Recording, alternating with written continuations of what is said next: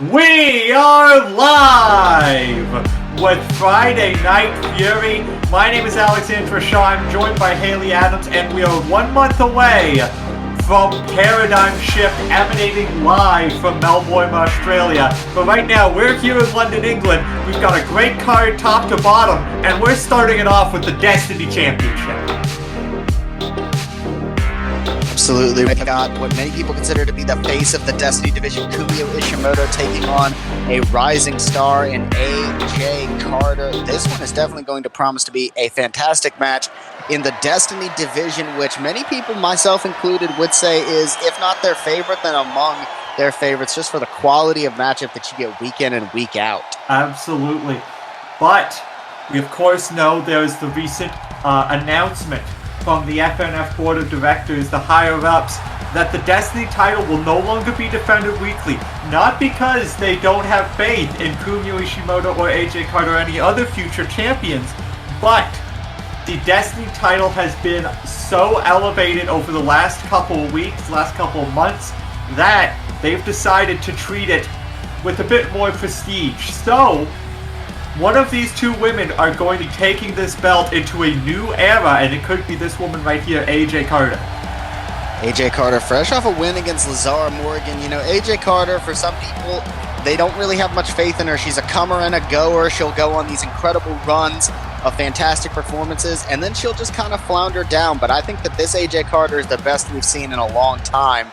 But even when you're at your best, it takes a different level to get to Kumiho Ishimoto, the three-time Destiny champion. As I said, many people consider her the face of the Destiny division, building this up from the ground. Of course, he thinks back to her wars with Lazara Morgan, trading the championship back and forth multiple times. Then the winner of the RDMMT, the Reina de Maestra Memorial Tournament, came up just short against Fleur Elise for the world's title. Yes, and then most recently beating Nia Jones for that Destiny Championship. And we talked about the title being elevated to where it's no longer going to be defended weekly.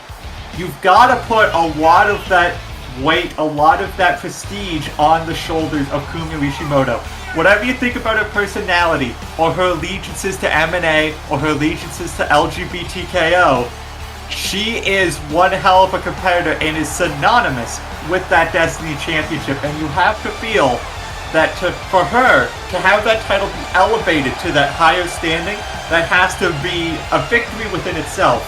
But tonight, she wants to achieve victory and make sure she keeps that championship. Absolutely. There have been quite a few women who have had multiple reigns with this championship. Lazara Morgan, Daphne Dangerously, just to name a few. Kumiho Ishimoto holds the distinction of being the only woman with multiple reigns to gain more than one defense of the championship. So that's incredibly impressive for a championship that you've got to defend week in and week out, at least up until this point. AJ Carter, having never held championship gold in her FNF career, definitely has a lot to step to. Yeah, and that's the sort of the tale of two cities of this match. AJ Carter, the one looking to grab their first piece of gold. Kumiho Ishimoto, the golden prodigy, never, it seems, without a title over her shoulder. One of these women will change their narrative here tonight. They will achieve their destiny. Either Kumiho will remain the face of the Destiny division, or AJ Carter will finally get some gold. AJ Carter taking a look at the championship. CJ Wong, the FNF head official, holds that championship high above his head. The only title match on the evening, but not the only match with championship implications.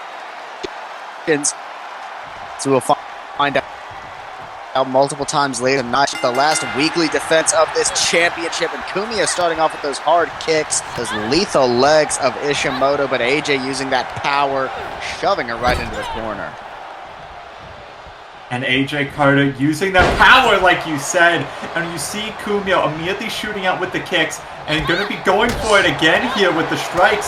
And that's the thing. Kumiho Ishimoto, she has a game plan. She is a devastating striker. And I think AJ Carter's best bet is to not stay in the pocket of Kumiho Ishimoto. If you stay in the pocket, you're going to get knocked out. Absolutely. We think, too, all the times that Kumiho Ishimoto has won with that devastating spinning back kick, heel of the foot connecting right to the jaw. That's a knockout blow. in almost every circumstance, but that big boot, that Yakuza kick, a knockout blow as well. Kumiho right back up to her feet, though, definitely showcasing exactly why you don't want to be in close proximity to her. Absolutely not. And that's going to sort of be the difference of these two women when it comes to striking, when it comes to how they do their offense. Kumiho Ishimoto, she's very measured with her strikes. She's very deliberate. Whereas AJ Carter, we saw with that Yakuza, she is very much so just trying to knock Kumiho on her ass. But right now, she's the one on the ground. Double stomp right to the stomach. And AJ Carter is in a bad way in this match. She needs to do something big. And that big boot was just that. That big Yakuza kick was exactly what the doctor ordered, but the Kawada kicks to the throat of AJ Carter, not even going for the face.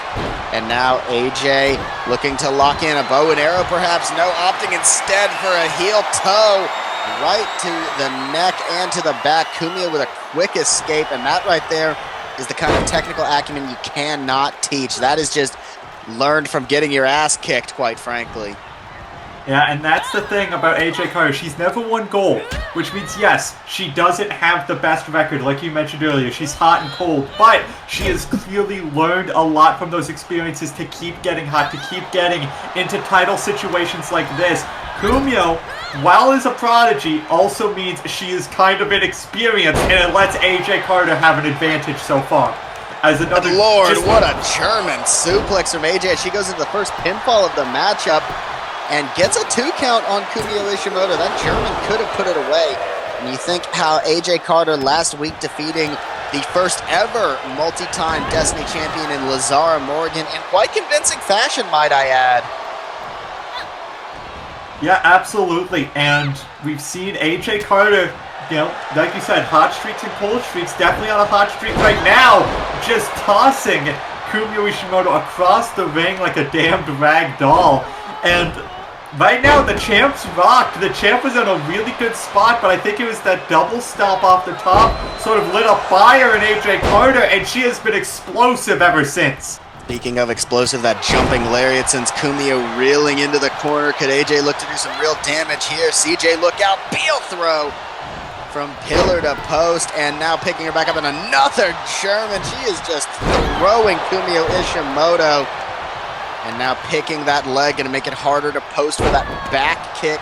AJ looking to dive. You don't often associate her with the middle rope or top rope, and that may be why, as she misses the Prince Kong knee drop. Absolutely, but at the same time, we still have just seen Kumiho Ishimoto getting sauced and tossed all around this ring. The champ is in serious trouble. Kumiho Ishimoto is in the most trouble we've seen her in quite a long time. And now AJ Carter just sending her flying. The F10, the move she used to beat Lazara last week, and almost won the Destiny title with it in any other place, on any other night against anyone else. That may have been a new champion. Look at Kumiho posted up, possibly looking border toss. Could have a bad night there. Escapes with the neck breaker. That right there is fantastic positional awareness by Ishimoto. And Kumiho Ishimoto, she's got a second chance at life now. She has to seize it. And you've got to feel that might be it with the knee.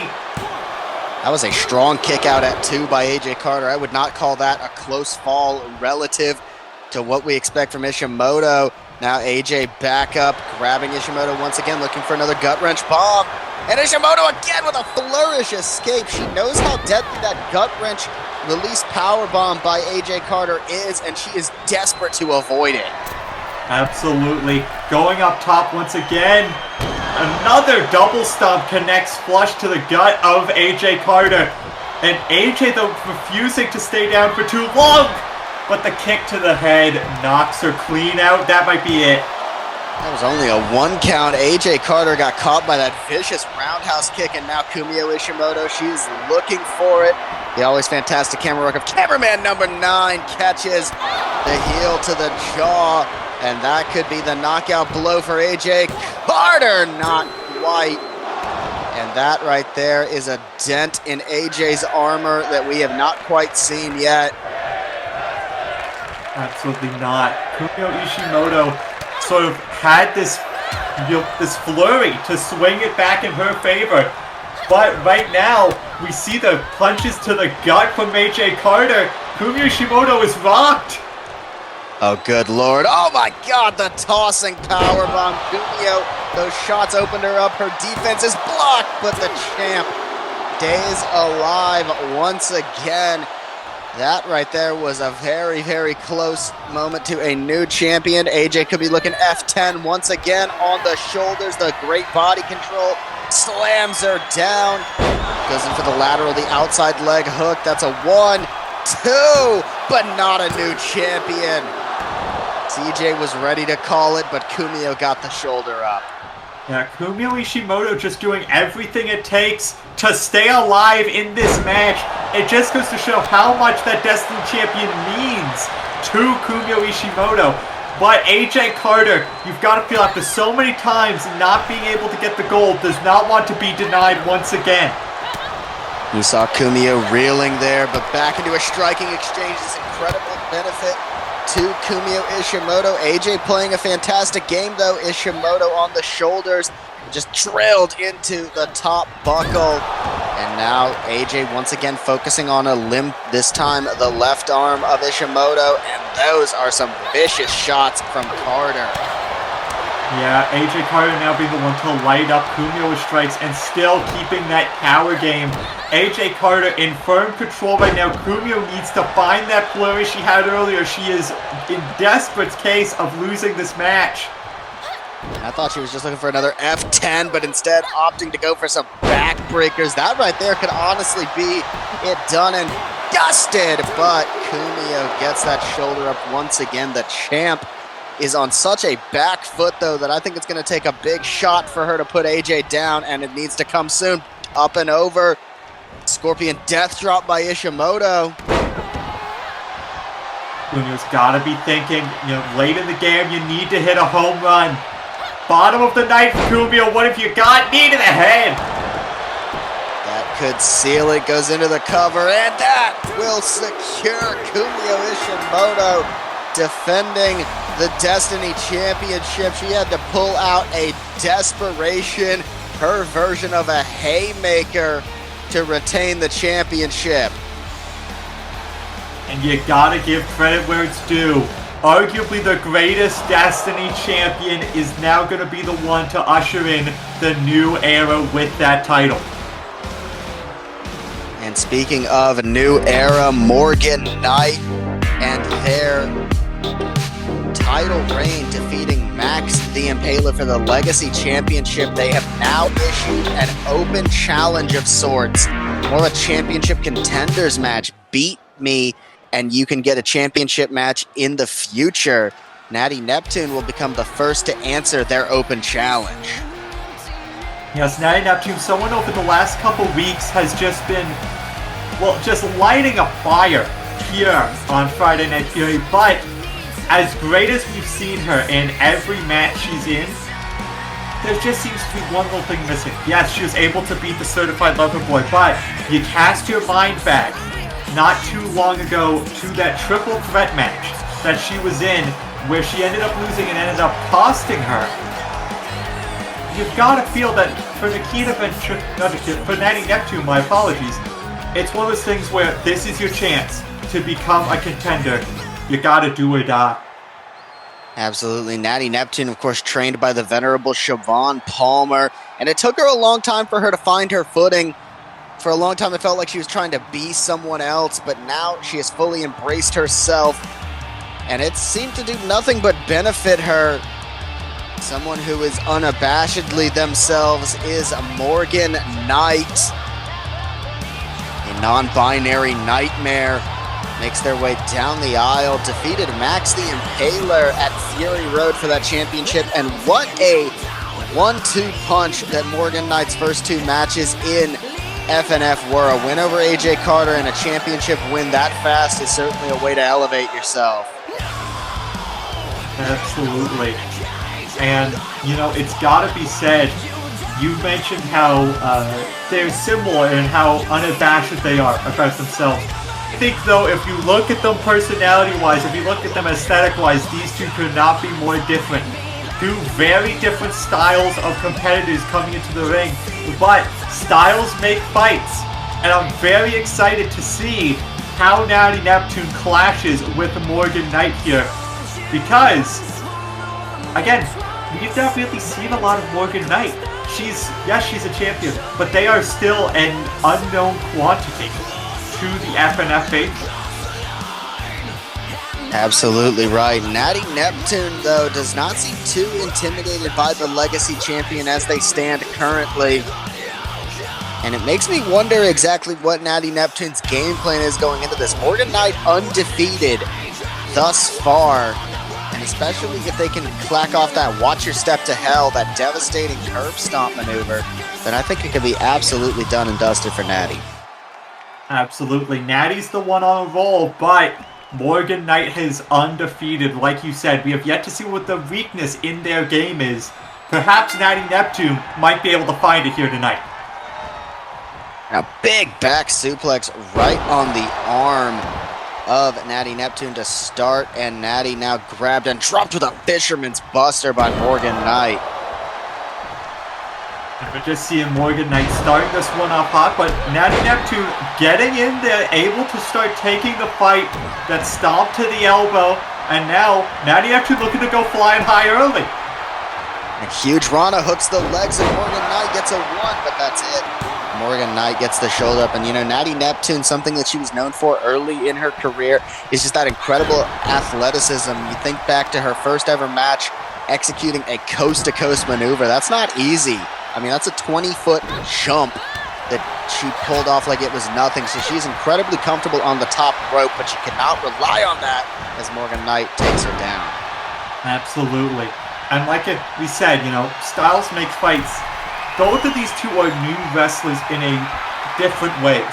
Morgan Knight is new to FNF, but Natty Neptune is still a new wrestler. She's had, what, under 20 matches on her record? It's one of those things where it's interesting to see how two people with relatively low experience with each other go and fight each other in the middle of the ring. And Morgan Knight is easily taking the fight to Natty Neptune.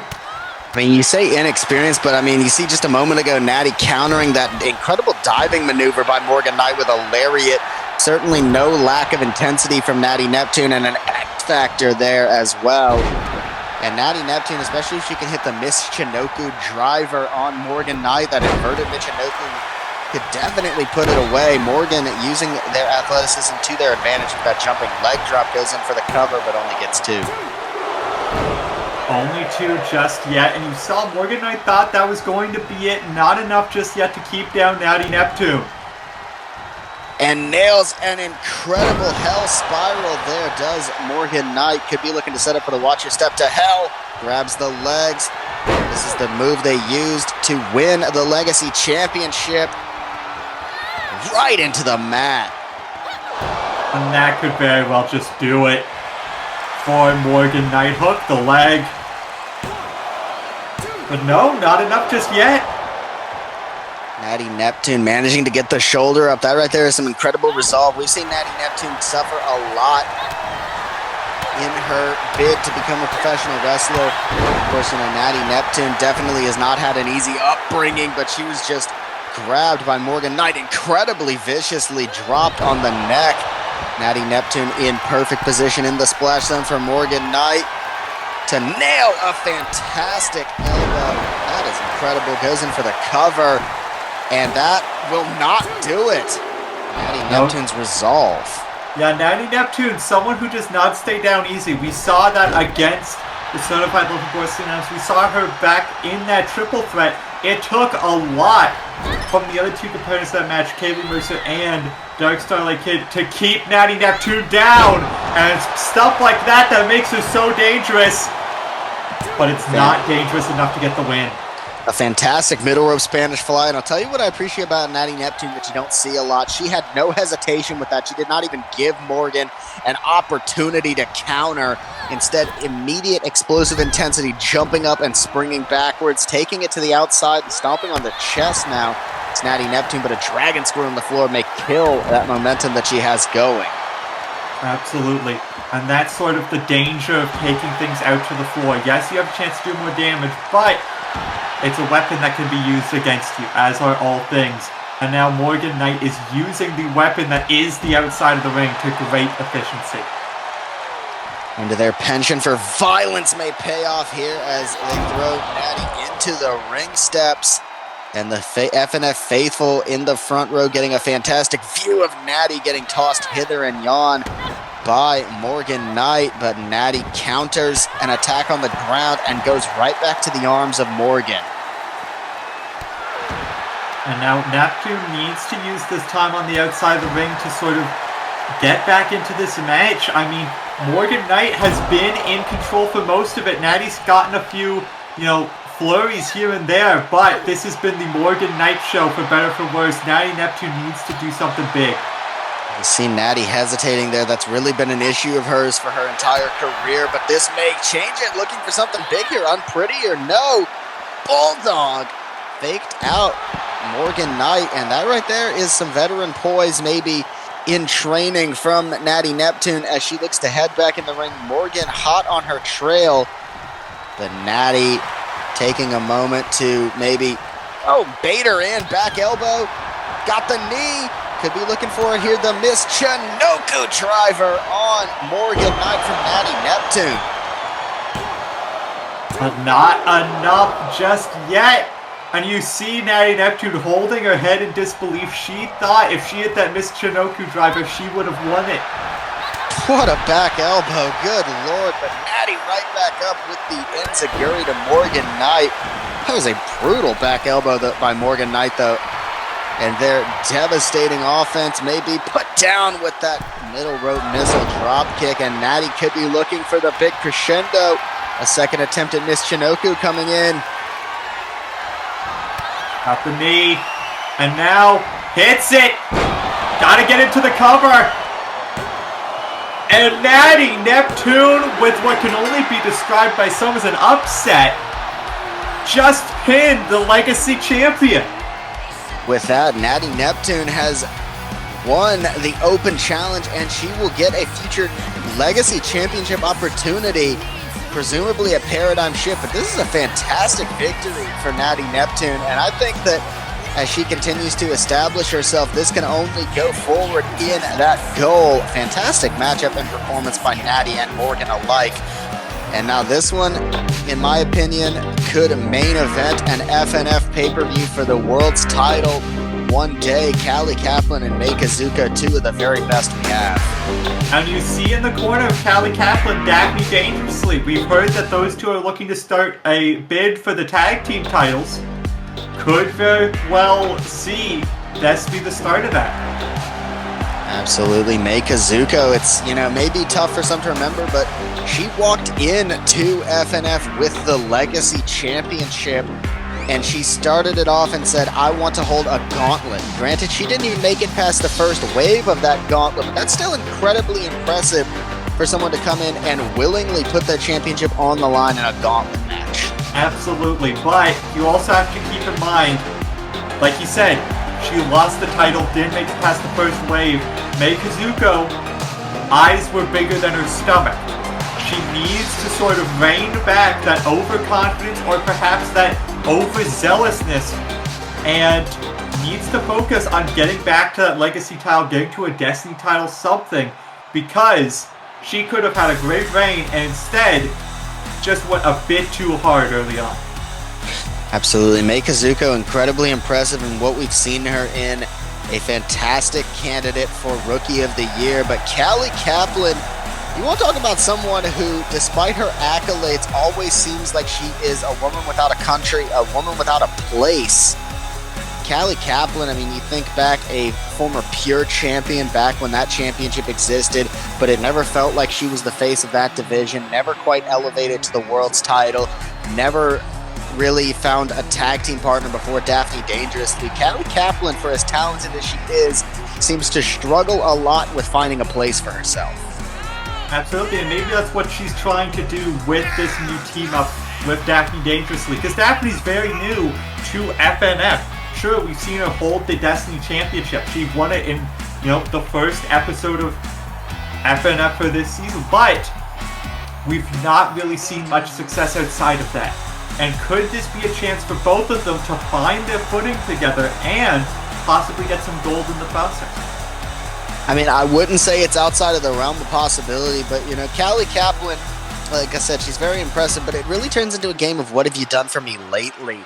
Callie always seems to come and go, no true place here at FNF, despite being someone who was touted as maybe being a star of this all-women's show. Mei Kazuko starting off with a lot of body control, backing up, and a huge penalty kick. Look at that hand-eye coordination to catch her for the gut buster. And I talked earlier about how Mei Kazuko, could sometimes seem overzealous, is the word I used. But Callie Kaplan, I think you mentioned how people are touting her as possibly this big star. She's maybe not zealous enough. She's someone who we have not really seen outside of that pure title bid and a recent bid for the Legacy Championship. She's not someone we've really seen go for championships. Absolutely, and we're seeing a lot of very fast counters here as Callie Kaplan. Look at this. What in the world would you even call that? Callie Kaplan always innovating. And a smack in the face. Mei Kazuko with another fantastic kick, but Callie stays standing. Tornado codebreaker by Callie Kaplan, and going back to the leg once again for a twist around splash to the knee. And then flying high with that springboard moonsault. Callie Kaplan, I mean, hey, maybe it is this wanting to be this new team, wanting to gain that momentum. She is trying to be a bit more zealous. She wants to get this big win over Mei Kazuko, and right now she seems on pace to do it, but Mei Kazuko's not just going to roll over and let that happen. And Mei Kazuko staying on top of Callie Kaplan. Callie Kaplan, I've in the past compared to guys like Chris Canyon. You never really see moves that Callie Kaplan does performed by anyone else. Callie with a big line over the top. She has such a creativity for this industry that is just such a joy to watch, whereas Mei Kazuko very poised. She may not innovate, but what she does incredibly well, like that Mayorana there. Absolutely. It's someone who is building the game versus someone who is a student of it. Callie Kaplan, like you said, very innovative. Mei Kazuko taking what she knows and applying it expertly. Styles make fights, and these two very clashing styles. But right now, we're seeing it. Got her up. MKM locked in, center of the ring. Physically nowhere for Mei Kazuko to go. She's going to have to either pass out, tap out, or try and break out, and she's able to get on her side and shoot those elbows into the side of Callie Kaplan. The modified Kaplan mutilation, very much unlike a lot of other rear naked chokes. The way that Callie applies that as she hits that running shiny wizard there. Now going in for the cover is Mei Kazuko, but only gets two. As I was saying, the modified Kaplan mutilation, it is an incredibly devastating move so long as Callie Kaplan stays on her back. The second it is a roll to the side, it's practically useless as Mei hits that roll through drop kick that she used to win the Legacy Championship. Such a devastating maneuver. Again, a variation of a classic, nearly gets the 3 for Mei Kazuko. Absolutely, and Mei Kazuko staying on her, not letting Callie have any time to breathe, goes for the double knees, not able to get it, and now Callie Kaplan has a chance to capitalize. Knee to the gut, and got the arm hooked. Neon Sunset! And that could spell doom and disaster for Mei Kazuko, but she gets the shoulder up, fighting valiantly. Callie Kaplan's moves so devastating when they are connected flush. Look at these kicks and then the shot forearm right to the temple.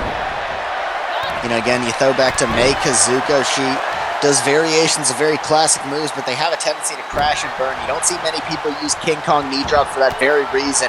She missed, and it was just so devastating. Kicks the leg out of Callie's leg there to hit that DDT. Mei Kazuko, though, is staying on top of Callie for what it's worth, dropping the knee on the arm.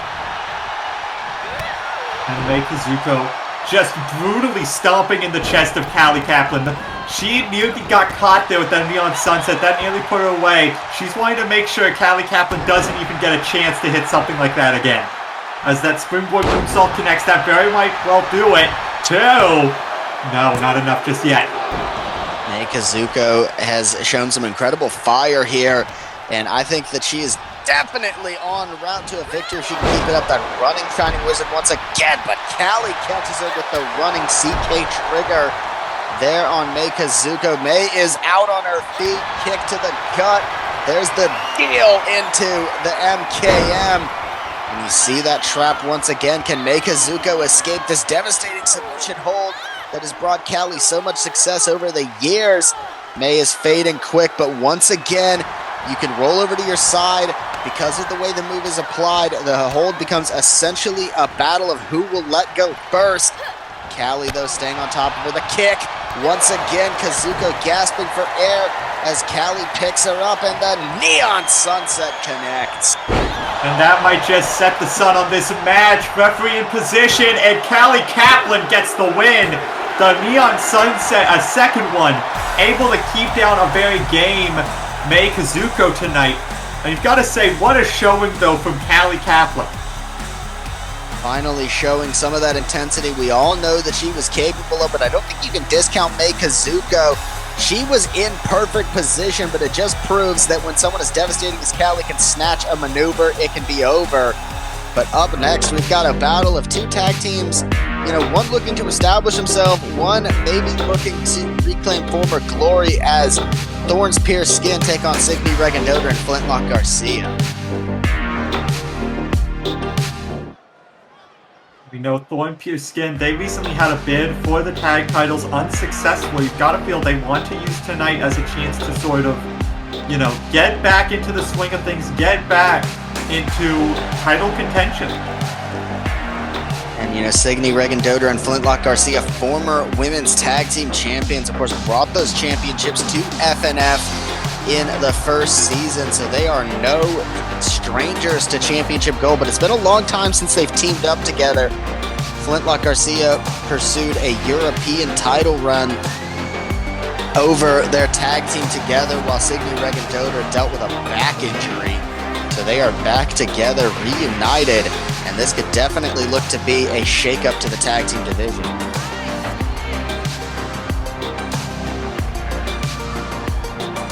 Absolutely. That's the thing with, you know, these two. Flintlock Garcia is a very chaotic competitor. Signy Regendoder, a very chaotic competitor. If you want to shake up a division, you put these two in a team and you put them in it. I am very curious to see what exactly they'll be getting up to as, you know, they go up against Thorn Pierce Skin, look to beat the former #1 contenders. Absolutely. And Signy Regendoder in the ring, now awaiting her tag team partner, Flintlock Garcia.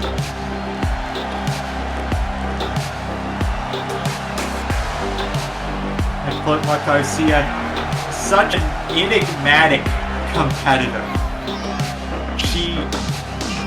It's hard to really get a read on whatever she's going to do. She's not really a striker, she's not really a high flyer, she's not really a technician. She's kind of just Flintlock, you know?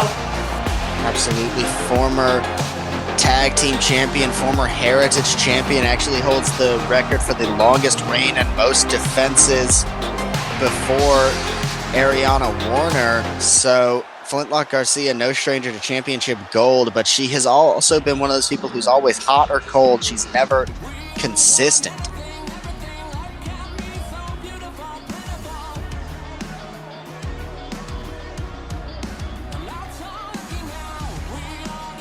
And now making their ways down to the ring, Thorn Pierce Skin.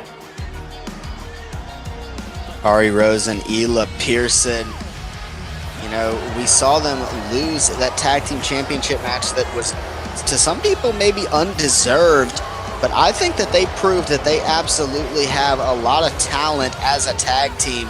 Two people who went from undesirable to maybe in the future being undeniable.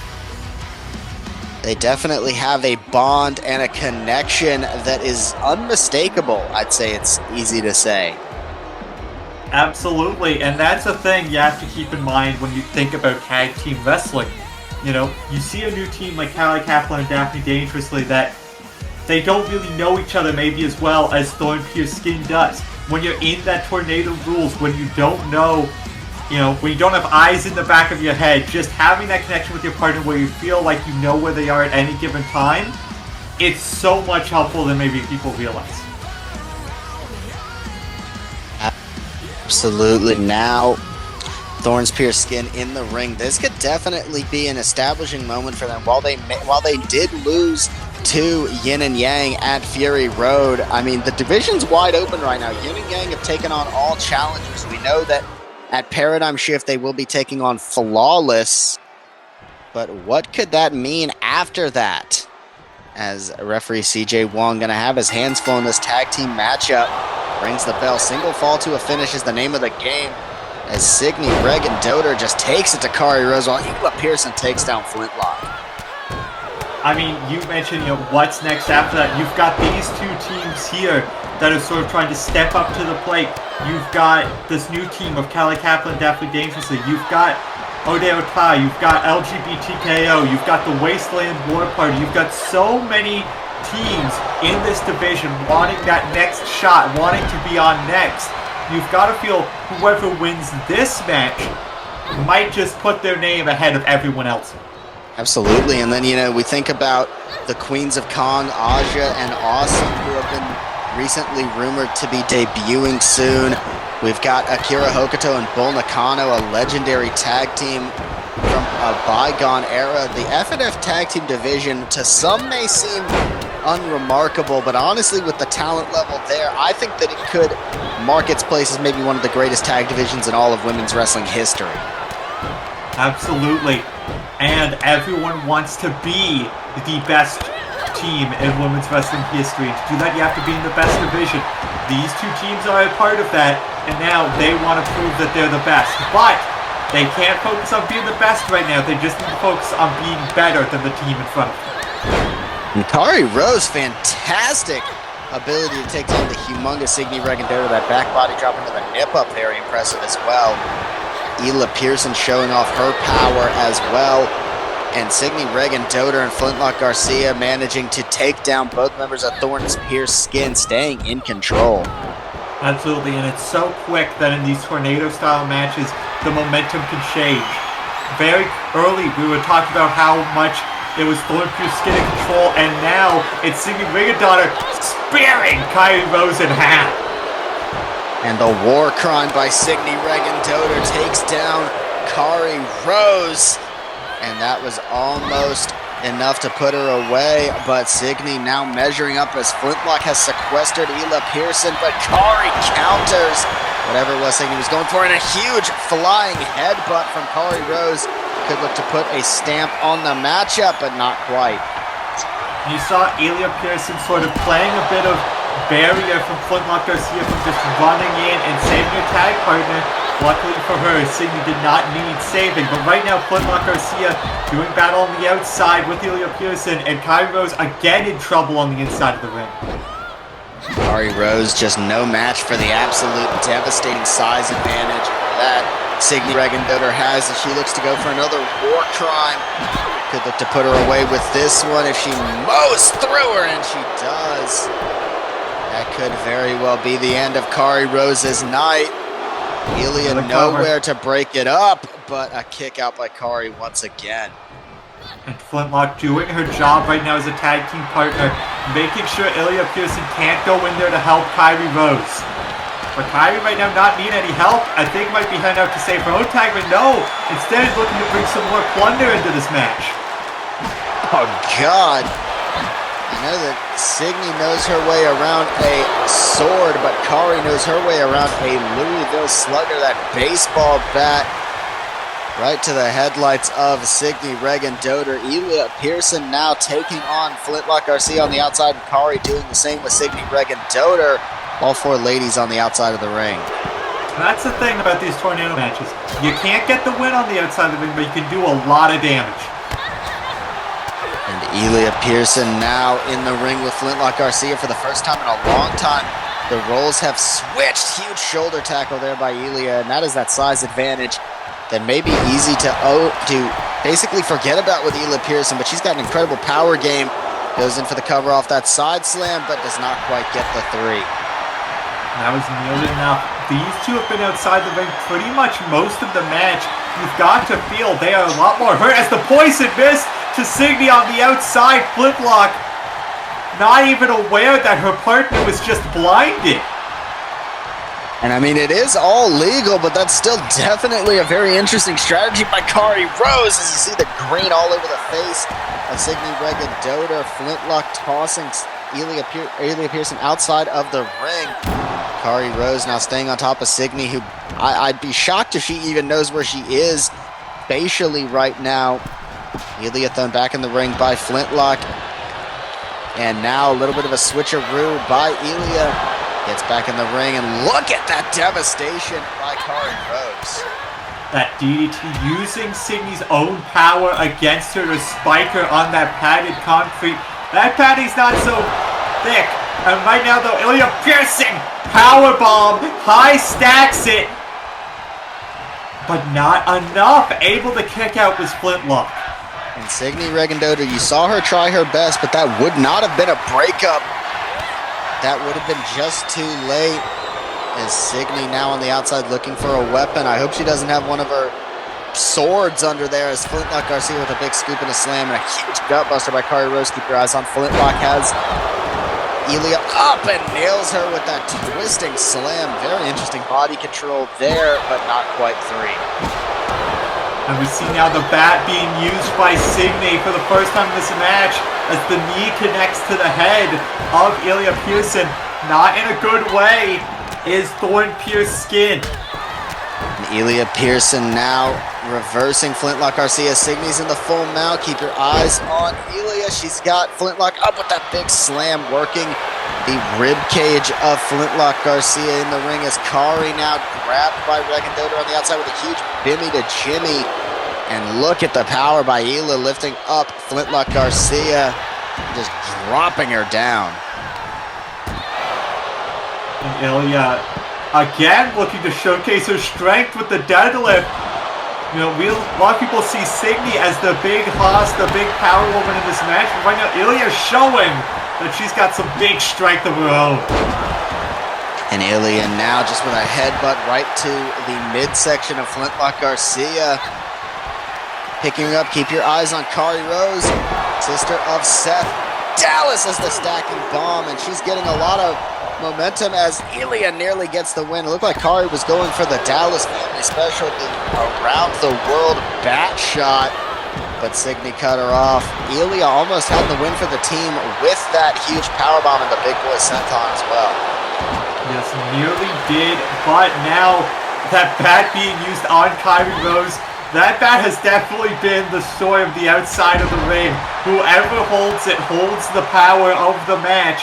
And right now, Thorn Pierce Skin in control. Big sit outside slam from Elia Pearson. Hooks the outside leg. And that's finally enough. Thorn Pierce Skin picks up a humongous victory.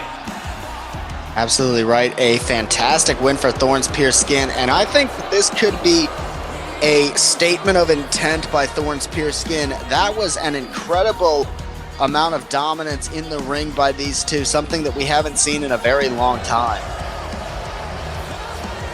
Oh, and like we said, this division is stacked to the gills. And you've got to feel that makes them a front runner. But two women looking to get in front of the pack in their own respective divisions. Dark Starlight Kid and Lazara Morgan. Lazara Morgan, well, showing a new shade of herself here tonight. Absolutely right. Dark Starlight Kid, her first matchup since losing to Fleur Elise in Wales a few weeks ago. She put up a valiant effort, did the World of Stardom champion, but not quite able to get the victory. But she makes her return to FNF here tonight. A fantastic prodigy of wrestling. Looking forward to seeing what she can do here tonight.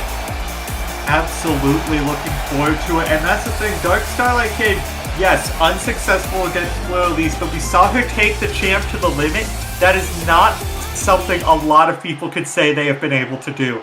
Fleur Elise is one of the most dominant competitors I've seen in the ring, and Dark Starlight Kid nearly brought her to her knees. Then there's the curious case of Laz Morgan.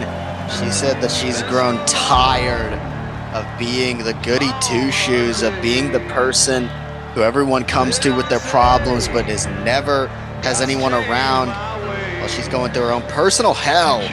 I can't say I expected to see this out of Laz Morgan, but I mean, she seems to have some evil intentions in her heart, and I would not want to be Dark Starlight Kid right now. Absolutely not. Laz Morgan, listen, everyone has a breaking point. Everyone. And we have seen that from Laz Morgan. I mean, we've seen her slowly, that sort of shell she creates around herself, begin to chip away and crack ever since we saw Dean Morgan just accrue more power in the wrestling world. And Laz Morgan, with the recent lack of success, her recent issues with M&A, her recent injury, it's just been all too much. Everyone has a breaking point. Laz Morgan, well, theirs more is a point of explosion. Absolutely right. She says that one of the things that held her back was she was surrounding herself with everyone she called her lesbians, but they weren't ever really there for her. I don't know if I agree with that sentiment, but it's certainly what she has led herself to believe. And Laz Morgan definitely one who has been dealt some bad hands in life. You can't really deny that. But Dark Starlight Kid starting off with a couple of back-to-back Jinchikatokis, those underhand shots under the jaw, up on the shoulders, but Laz firing in the shots.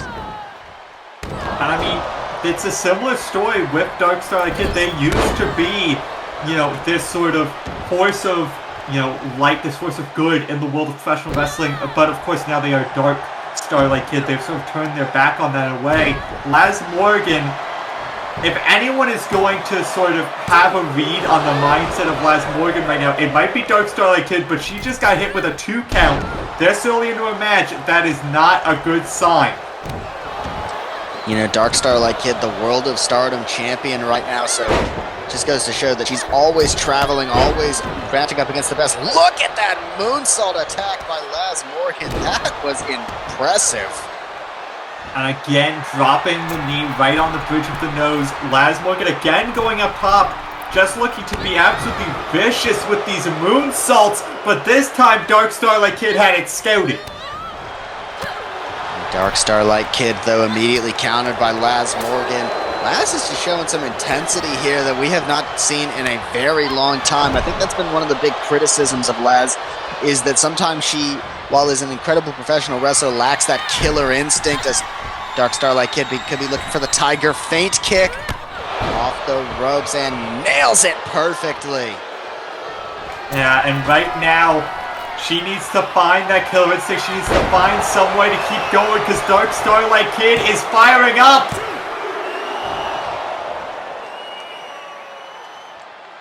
And that big almost West won DSK, the FNF World's Championship from Fleur Elise. Laz right back up, though, runs in. Dark Starlight Kid with a fantastic evasion into the Jinchikatoki under the jaw. DSK grabbing the leg, and a figure 4 is applied by Dark Starlight Kid. Can Laz escape this, or will she be forced to submit? Well, right now you've got to feel Laz, after this shift, after making this statement of intent, not wanting to give up. I think it's going to take a lot more than a figure 4 this early in the match to stop Lazaro Morgan. As now, look at the power into the lung blower power bomb by Laz Morgan. That's intensity right there. Then just slamming the head of Dark Starlight Kid down. That was vicious by Laz. Absolutely vicious, and that's what we've been seeing all match. The knee drops to the face. We've seen Lazaro Morgan just have a different side to herself. The headlock driver puts down Dark Starlight Kid and goes in for the cover, but almost gets the 3. And then you go back to that powerbomb lung blow. There was no hesitation. There was no remorse, even for a nanosecond. She knew exactly what she was doing and immediately dropped DSK with it. Dark Starlight Kid, though, did manage to take down Laz. Goes for a moonsault, but nobody home. No one home indeed. Laz Morgan ready for it. Going for a moonsault of her own, but this time Dark Starlight Kid was ready. These two trading moonsaults, trading maneuvers, and now the bow and arrow locked in.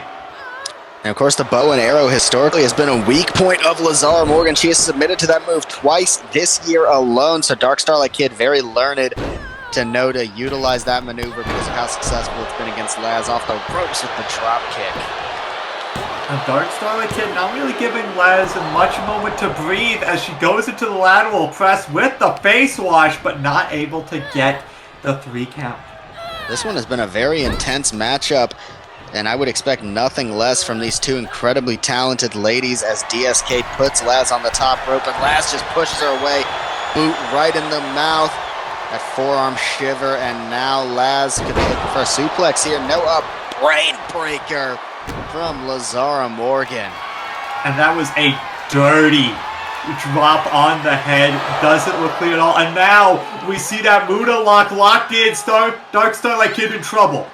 The laceration locked in. She wants to tap, but can she survive? Lazara lets it go. What is the strategy here? Goes in for the cover. She wants to get the pin herself. She doesn't even want to let Starlight Kid tap out or be declared unconscious. She wanted the definitive win over the World of Stardom champion. My God. Almost as if to send a message. This match doesn't end when you give up. This match ends when I say it does. Laz Morgan, one hell of a showing. Absolutely right. My God, Laz Morgan, a different breed. And now, speaking of different breed, we've got Kushina Miyazaki taking on a returning Alex Steele. We haven't seen Alex Steele in months, but she makes her return against someone who last week handed a loss to legend Destiny Jade. Yeah, we've got the big, strong girl Alex Steele versus Big Kush Kushina Miyazaki. I'm excited to see how this one turns out as Alex Steele makes her way down to the ring.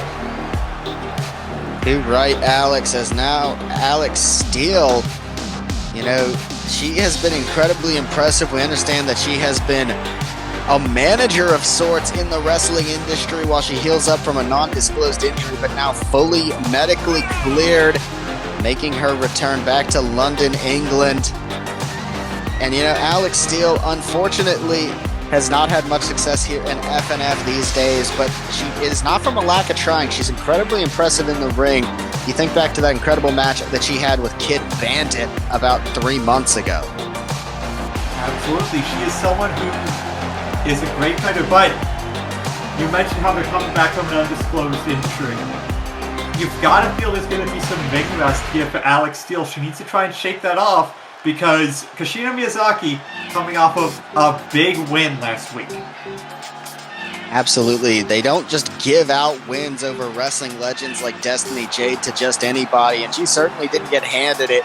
She fought tooth and nail for that damn win, winning with that devastating chokeslam off the top rope. And, Kushina Miyazaki, she comes down, and she reminds me a lot of a J-pop idol. She's all pomp and circumstance, all presence during her entrance, but as soon as that bell rings, I cannot think of anyone more intense than Kushina Miyazaki on FNF or anywhere, really. She's got that intensity on lock. Absolutely.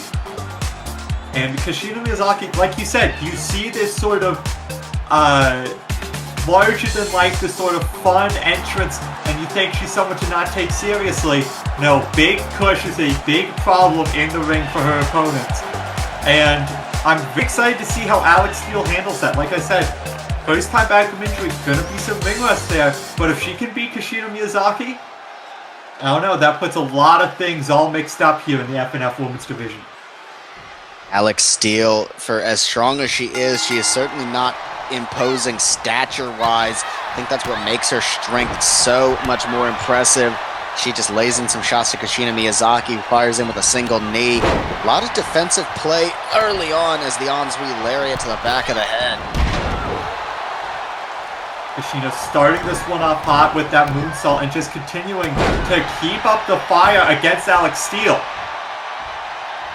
Alex Steele now being grabbed by Kushina Miyazaki, those measured Muay Thais right to the midsection, and once again Kushina goes in with these mounted punches.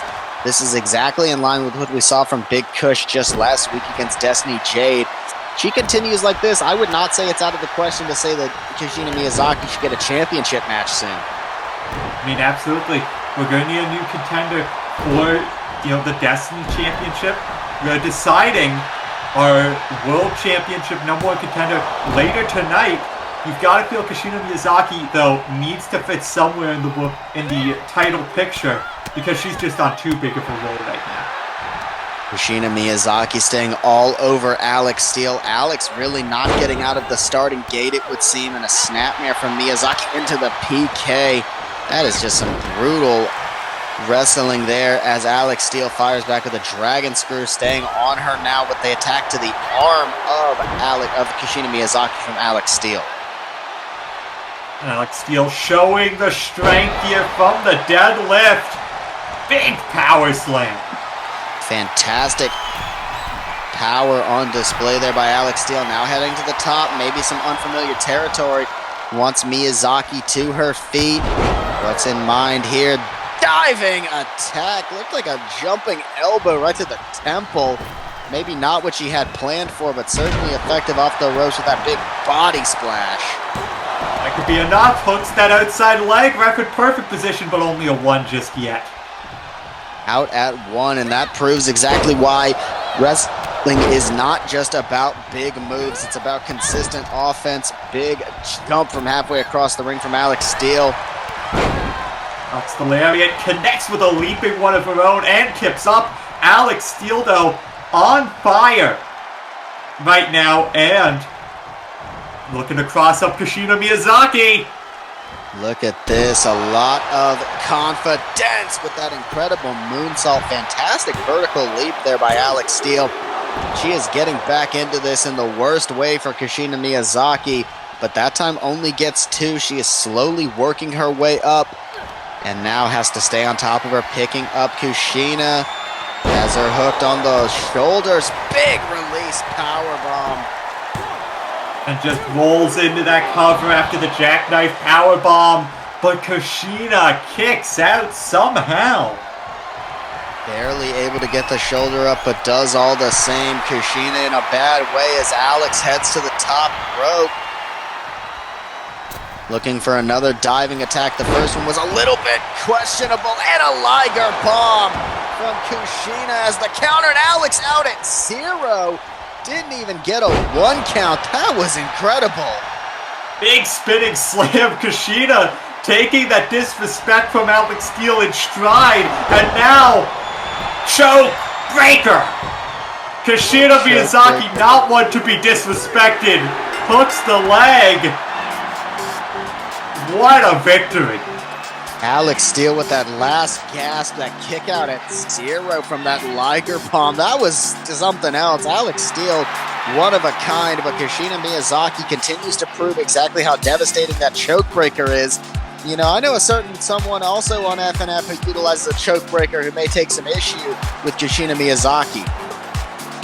Quite possibly, but we've seen Big Kush is a big, big problem for everyone here in FNF. And whether she's going for the Destiny title, whether she's going for whatever, we currently have some tag team action.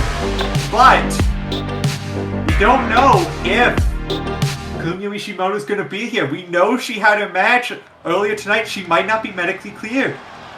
She might not be allowed to fight again. She may not be in the best state. I mean, she had that knockout dragout with AJ Carter earlier to retain the Destiny Championship. Here you see certified lover boy Selena Adams make her way outside the ring.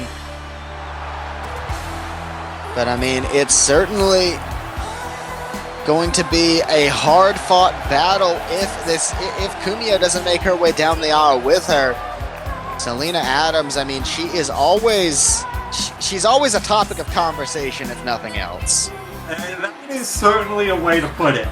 But it seems she has a bone to pick with the sort of the head of FNF, Cassidy Clark, and there's been some people maybe wondering how fair this matchup is for Selena, knowing that anyone she'd be teaming with is already scheduled for tonight. Does she have even a partner to go up against two monsters and Heidi Howitzer and Max the Impaler? I mean, that's certainly not an unfair question to ask. I mean, you've seen Cassidy Clark, the owner-operator of FNF, show a new side to herself, and oh Lord. Well, we do know that this match will be held under traditional tag team rules with tags enforced, but that ain't Kumiyo Ishimoto's music. That is Heidi Howitzer and the former Legacy champion Max the Impaler, the Wasteland War Party. I don't like the optics of this, Alex. No, and Max the Impaler looks particularly upset tonight. Maybe it's the loss of the Legacy Championship. Maybe it's, stolen identity issues. Who knows? But I would not want to be anyone stepping in the ring to her. Much less stepping in the ring with them all on your own against them and Heidi Howitzer. Heidi Howitzer, Max the Impaler, two incredibly imposing forces on their own. Together, forget about it. Might as well be unstoppable. Selena Adams is a hell of a competitor, but she's only one woman against two beasts. Yeah, it's going to be very interesting to see how this one turns out. She seems confident. I don't know if that's a great idea. And Selena Adams now starting off, looking for a full Nelson on Heidi Howitzer, but Heidi gets the counter and a reverse back body drop there by Howitzer. Selena went for the pump kick, but nobody home, and Howitzer throwing Adams over. Theoretically, as a fellow Adams, I need to ask you, if you're in Selena's situation here, what do you even do against these two behemoths? What's the game plan? I mean, look, not to discount Heidi Howitzer, but Heidi Howitzer, I at least noticed human, right? She's tough as hell, and she's certainly not, normal, but she's not a monster like Max the Impaler is. So if I'm Selena, I isolate Heidi Howitzer. Max the Impaler is a different level of beast, and I wouldn't want to be in the ring with them as Heidi Howitzer gets the knees up on that big boy senton. I mean, that's not to discount Heidi Howitzer, incredible wrestler, fantastic person, tough as hell, but you got to play the odds here. Also, Heidi Howitzer is the one that started this match. The big disadvantage that Selena's going to have is she has no one to tag out to. And Heidi Howitzer does. She needs to make sure that Heidi does not get that tag, does not get that chance to breathe, because if she does, Selena, that's when she's going to be in trouble. When she has to face a fresh Max the Impaler after already having to deal with a very dangerous Heidi Howitzer. Is that 0 for 3 on the big boy sentons there by Selena Adams? Maybe you need to change up the strategy.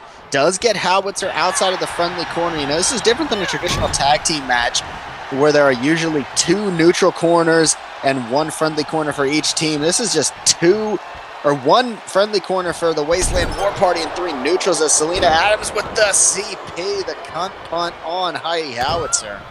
Yeah, I couldn't have said it better myself, and to her credit, Selena's doing a good job right now. She is isolating Heidi Howitzer, but can she continue to do that and also, make sure Max the Impaler doesn't get involved? It's all fun and games. It's all an even contest until she has to deal with Max the Impaler, who right now is completely fresh. As Selena Adams seems to be dining on finger food, courtesy of Heidi Howitzer. Trying to bite that ring finger off and a big moonsault as well. Heidi is holding that left hand very tightly as Selena goes in for a cover, but only gets one out of it. Only gets one, and you've got to feel she needs to just keep on the gas. She needs to keep trying to get something going against Heidi, because the second they give Heidi Howitzer a chance to breathe, it is going to be bad news. But right now, it's bad news for Howitzer. As you saw Selena specifically turn to Max the Impaler for her little pre-Bronco Buster taunt there. I don't know if I would poke the beast, as it were, tossing Heidi back in the corner. I mean, Selena Adams is nothing if not overconfident at the worst times. But now, lifting up Howitzer, powerbomb, high stack, could be able to pick up a win here. No, Selena nearly steals one. You know what's very intimidating there is Max the Impaler didn't even, no matter how close that fall was, didn't even seem like for a second that they were going to break up that fall, because I don't think that they care about this matchup. I mean, I think that it ultimately is Max the Impaler operates on an existence of devastation, and the rules of a matchup are simply just unimportant to them. Right now, Selena is based on survival. That is very important to her. And the Tiger Driver 2022 might be enough to keep her alive for one more day. But Max the Impaler breaks it up. Max finally getting in the ring. Selena finally connecting with that big boy senton. And Selena takes down the Impaler with one incredible shot and another big boy. Selena is, I mean, former world champion multiple times over in different places. Certainly no stranger to professional wrestling, despite how she may carry herself, is taking Heidi Howitzer to school right now. I mean, yeah, this, whether or not, this was sent as a punishment from Cassie Clark, Selena making the most of it right now. Big DDT up and over by Selena Adams. Heidi Howitzer has been on the back foot for so long, and oh, look at the disrespect with the blessing in disguise on the floor by Selena Adams. Howitzer, though, right back up with that running knee. You almost have to applaud the bravado and the overconfidence, like I said, of the certified lover boy, Selena Adams. Selena Adams! Jesus! Oh my God! She was trying to take Heidi Howitzer out, crashed and burned, went for the pump kick, missed, and looked like she went for a headbutt. Selena Adams has no chill. Jesus Christ. I don't even know what to say. I was just saying how you have to almost respect the fact that Selena simply doesn't care about any damage done to her. She almost just cares about making people upset and putting on some kind of show. She's doing that right now. Backdrop suplex might be enough. Max the Impaler in once again. Again, went for the big boy, but nobody home. Selena Adams has just been a menace in this matchup. Oh, no. Oh, Lord. You knew it was going to happen. Music.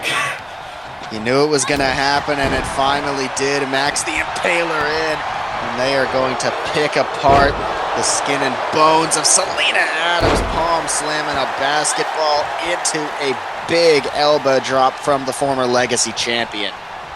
Yeah, and you've got to feel Max the Impaler. Oh, tagging back in Heidi Howitzer, maybe thinking that her work here is done. I mean, that was two incredible shots by Max the Impaler, and a acai DDT by Heidi Howitzer could get the W right there. Not quite. Not quite. Heidi Howitzer. Not enough just yet, and now tagging back in Max the Impaler. It is not getting easier for the certified lover boy, but she's fighting. Gotta give her credit for that.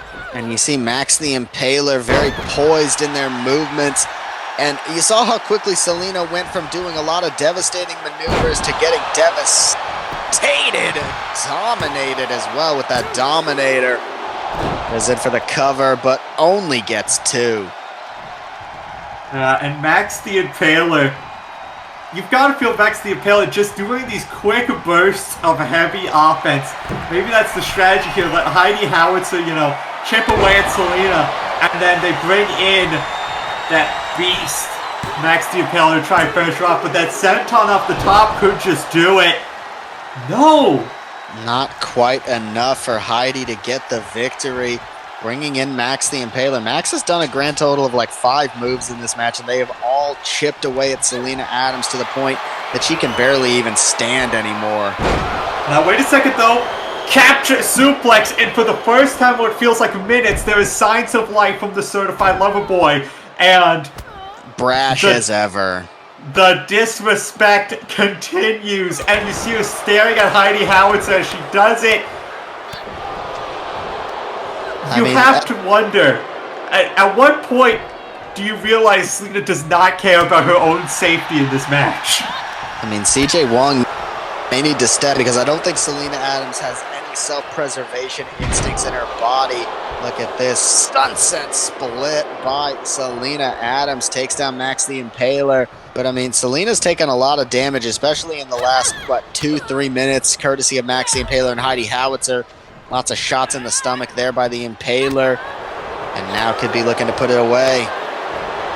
You see the rights and the open hand slap off the rope. Stunner! The Ace Crusher connects Selena, and she is firing up on all cylinders. Selena Adams now looking like she's a little hungry for some more finger food as she tries to bite the fingers of Max the Impaler and pull the shoulder out of socket as well. Selena Adams is unpredictable. She's unhinged. Like, I have never in my life seen someone... Tiger Driver 2022! Nails it on the Impaler! Heidi might be too tired to come in and save them. Doesn't need to. Max the Impaler kicking out of one of the most devastating Tiger drivers in the world. Fantastic senton. That has been Selena's go-to maneuver in this match, is that big senton. Absolutely. And now lifting up Max the Impaler once again. Oh, but just gets tossed and back body dropped. And now it is not looking good. Scoops her up. And just almost weightless sheer drop power slam. Picks her up again, and the Dominator from Max the Impaler. A 1-2 punch of sheer power puts away Selena Adams. And the Wasteland War Party pick up the win. But you have to respect the effort from the certified lover boy Selena Adams. In a match with Max the Impaler and Heidi Howard, so I'm leaving it saying maybe she's craziest one in it. Lasting 10 minutes with these freaks is just insane, but not entirely out of character for Selena, who has built her career on defying expectations. But now, moving into our next match, we've got a matchup with a stipulation choice on the line as Elise Miller takes on Alexis Smith to determine what the stipulation will be for their tag team title match in a month at Paradigm Shift. Yeah, and I'm very intrigued to see how this one goes. I mean, a lot can be decided based off a stipulation. A lot can, shift the balance of the match. Obviously, some teams are historically better in certain stipulations than others. You've got to wonder what maybe Flawless would choose should they be able to pick up the win here tonight. Absolutely, and you think that Siobhan Palmer and Alexis Smith, they are a part of a very historic European and English wrestling legacy, bearing the last names of two incredibly influential families, the Palmers and the Smiths, and then you tie in their relation to the Clarks. I mean, that's the three crown jewels of British wrestling for the last 40 years. Absolutely. And you mentioned that they're a great technical wrestling family. We could possibly see like a tag team submission match. He decided should Flawless pick up the win. Absolutely, but then, Alexis Smith, she's never had the most success in singles competition, but she's been just a different breed since teaming up with Siobhan Palmer. They both improved each other a lot, which is all you can ever ask for of a tag team shy of winning championship gold. Speaking of championship gold, these two are synonymous with these belts at this point. Akane Tsuji and Elise Miller have held these titles longer than anybody. Absolutely, and they have a death grip on this belt. And if it wasn't for the absolute wealth of talent in FNF right now, I'd say there's no one that could stop them. But they have so many contenders waiting in the rings. You've got to feel that even though they have to be paying attention to Flawless, they've got to be thinking of the Wasteland War Party. They've got to be thinking about Thorn in Your Skin again. They've got to be thinking about all these teams that are cropping up and proving to be a possible danger to their reign. Absolutely, and then they've also got to keep in the back of their mind that, the longer their reign goes on, the more people start to learn about their weaknesses. While it may not seem like they have any right now, more and more will be discovered as time goes on. CJ rings the bell. This is a standard one-on-one match. And Elise Miller starting off with a DDT variation there on Alexis Smith. DDT connects and now targeting the arm. You've got to feel that Yin and Yang, with how much of a death grip, like we said, they've had on the titles, they do not want to give any sort of chip. They don't want to give any sort of advantage to Flawless as a flawlessly executed blockbuster, might I say. So you've got to feel Yin and Yang winning this match very important for them. Fantastic blockbuster there by Elise Miller. Continues her early opening stride, but Alexis sweeps the leg and stays on top of her. Big dragon screw by Elise, though. And Alexis Smith now just stomping, or getting her arm stomped on, by Elise Miller, but back into it with that kick. A lot of opening measures here, feeling out process, as it were. Big double over roundhouse kick. And now we see the kick to the back right in front of her partner. And that's the thing. We see the partners on either side. While they are not the equal competitors, you've got to feel maybe there's a chance for them to influence the match here. With as important of a match this is, they very well could. That was a very interesting offensive maneuver there by Elise Miller. The handstand into the kick. Went for that rope attack, but Alexis countered it into a stomp to the midsection and a kick in the back. Alexis very deliberate in the maneuver she chooses to do, and now just pulling on this neck, fingers in the mouth of Elise Miller for extra leverage. It's all legal, but that's certainly an interesting strategy.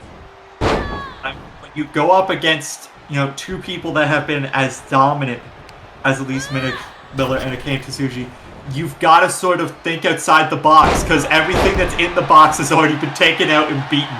So, not surprised to see that more innovative version of a hold from Alexis Smith as now rolls through into the head scissors.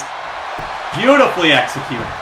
Elise Miller has just such a poison presence in the ring that's honestly a little bit, I'd honestly say a little bit intimidating. I mean, Elise Miller just has so much confidence in the ring, and a big Kaipora leg drop there by Elise goes in for the cover. And that could do it right there and then, but no, just the 2 count off the Kaipora. And, I've got to say, you mentioned that confidence. That's something that has come with them being champions. They have every right to feel like they're on top of the world, but that big leg drop, I think, was more just a heel to the dome piece. That might have knocked out Alexis Smith. No, still some signs of life at the very least. She stays alive, but I saw her hand immediately go to the nose. She may have a broken nose, maybe a knocked out tooth. It's tough to say.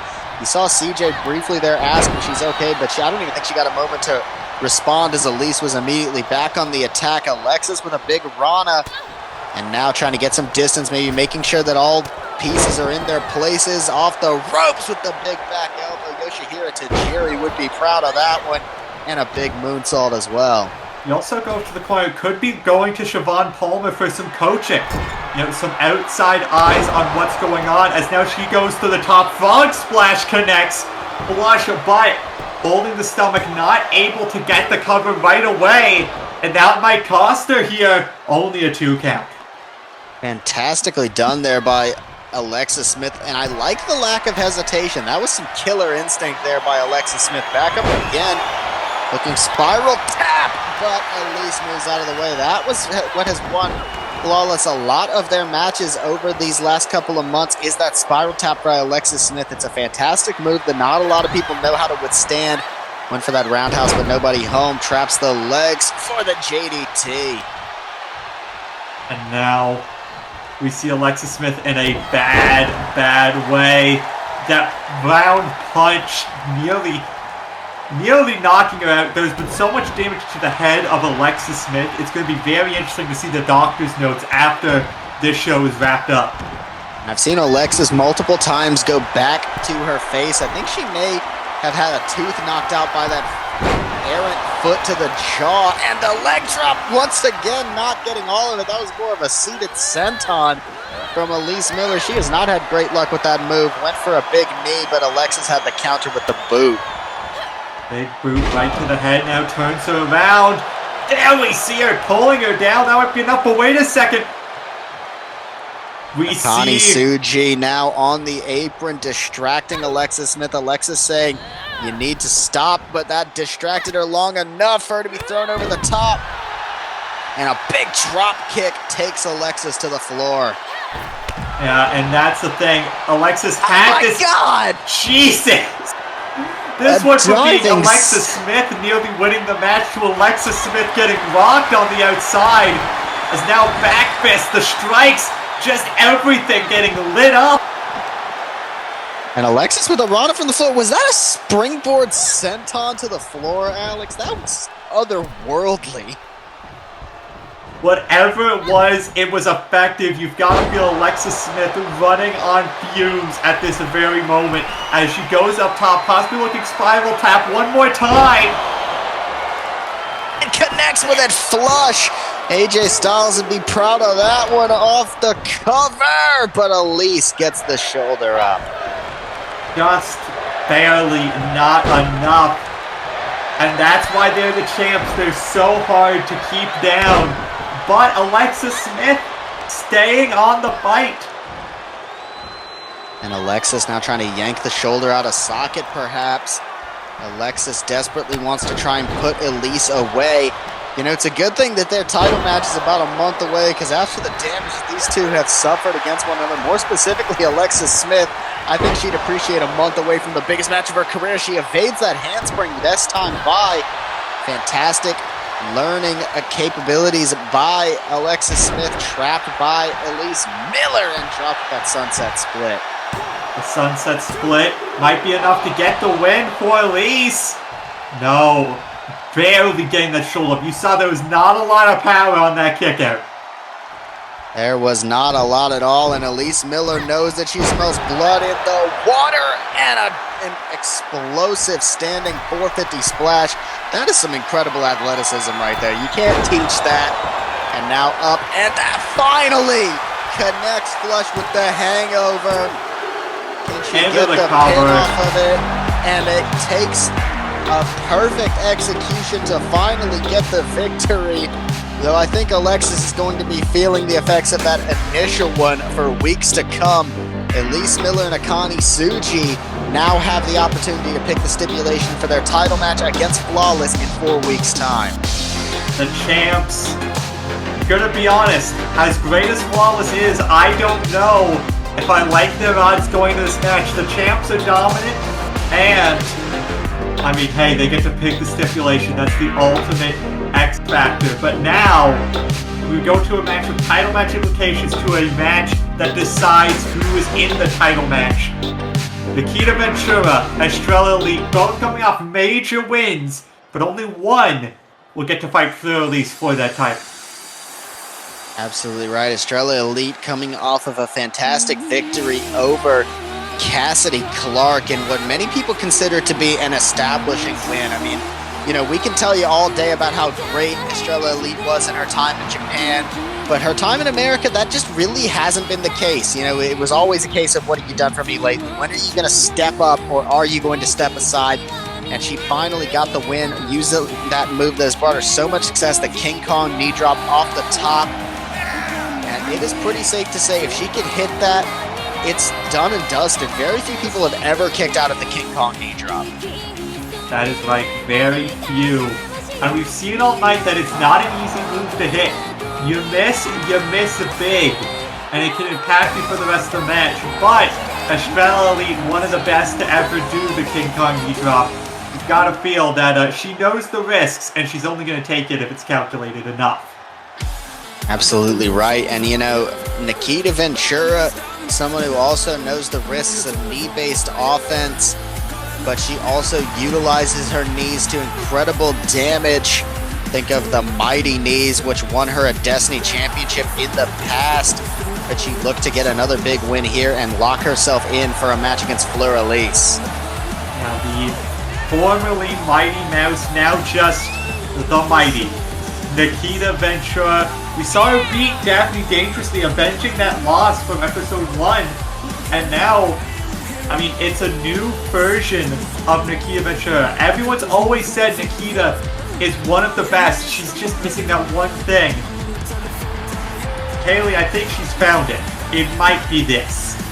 Absolutely right. You know, Nikita Ventura was always someone who I wanted to see more from, because I was always, I'll be honest, I was a little frustrated at how little she seemed to have that just desire to win. You know, nobody likes losing, but some people definitely don't have that desire for self-improvement. And Nikita was someone I would have described as that, but that has changed completely. Estrella kicking that knee brace for an early advantage, proving she's not afraid to play a little dirty, and hits that twisting senton as well. I mean, at the end of the day, you're going up against someone as dominant as Fleur Elise. You're going to need to be ready to take any measures necessary. You might as well start now in the number one contenders match, as Nikita Ventura, no issue with that as she connects with the Gutbuster.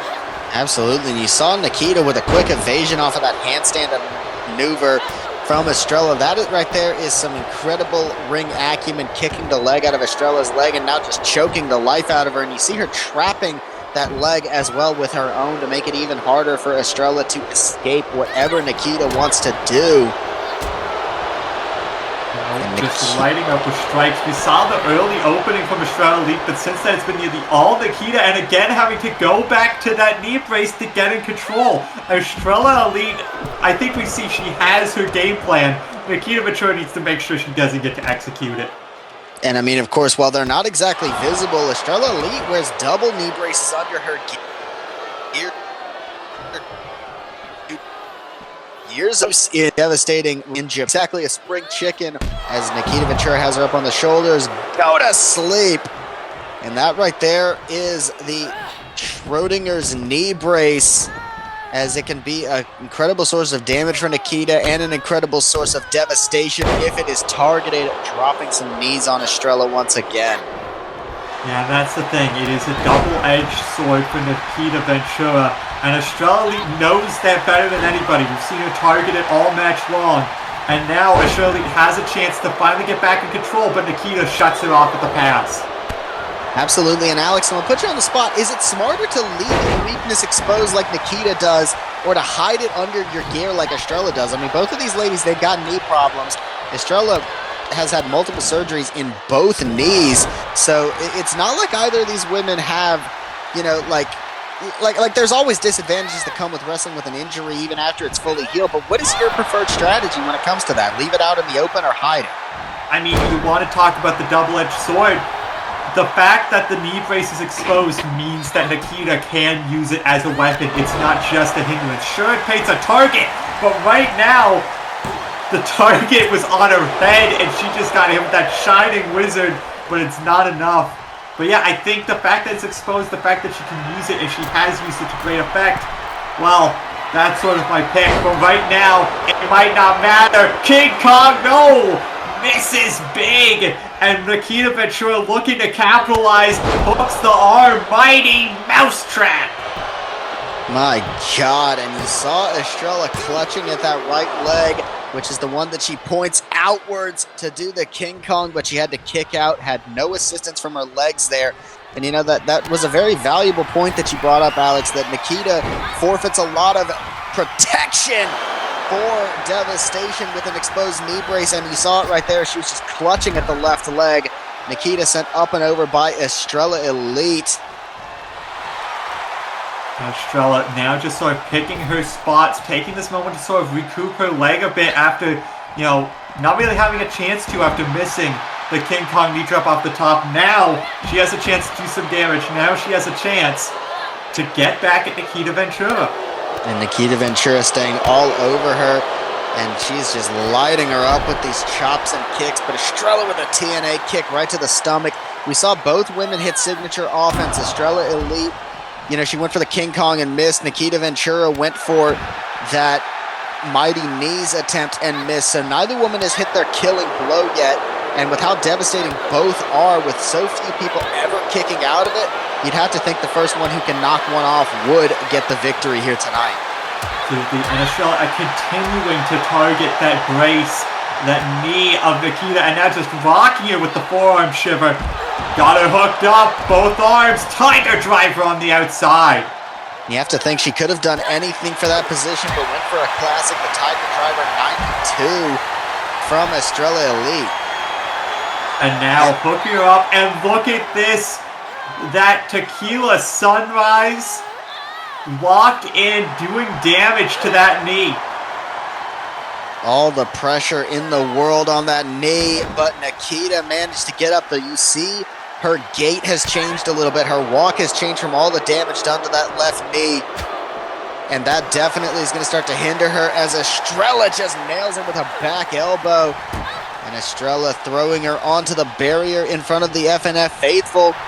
but opts not to capitalize, instead getting back in the ring and seemingly playing a respectful game here. She's saying that she wants this to end in the ring. She doesn't want to do any more brawling on the outside. After all, this is to determine who's going to face Fleur-Elise at Paradigm Shift. Absolutely, and here's the thing, this has to end in the ring. Wanted to make sure she got the high ground, but it's not going to help her. Wait a second, able to get out with the elbow. But now kicking out the leg, going for the leg. Chopping her down, TNA kick. Estrella sees an opening, goes to the top rope to seize it. Can she connect? King Kong knee drop from Estrella. Could that be the one and done? 2, 3. Estrella Elite will meet Fleur-Elise for the FNF World's Championship. What a picture-perfect King Kong knee drop from Estrella Elite. That is all here from Friday Night Fury. We'll see you next time, and we'll see you in 1 month's time at Paradigm Shift in Melbourne, Australia, where this woman will be facing Fleur-Elise in our main event. Don't miss it.